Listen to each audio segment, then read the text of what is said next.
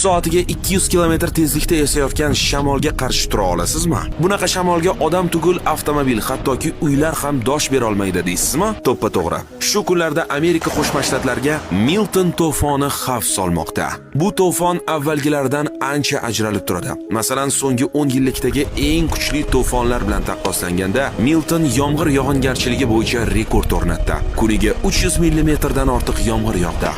Suv ko'chalarni bosib, minglab odamlarni uylarini tark etishga majbur qildi.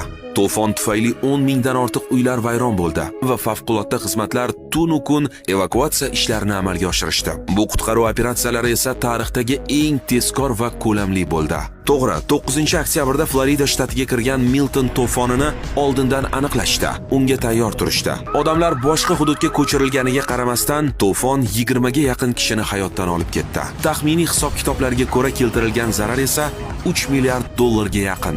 Shunday ekan, qaysi mamlakatga bo'lishidan qat'iy nazar, sayohat qilishdan avval o'sha mamlakatning ob-havosi va hozirgi kundagi holatini yaxshilab o'rganib chiqing. So'nggi yillardagi iqlimning keskin o'zgarishini inobatga olib, dengiz, okeanga yaqin hududlarda bo'lsangiz, xavfsizlik choralarini ko'rib, o'zingiz va yaqinlaringizni ehtiyot qilishni unutmang. Bu videoni esa Amerika orzusida yurgan tanishlaringizga albatta jo'natib ogohlantirib qo'ying.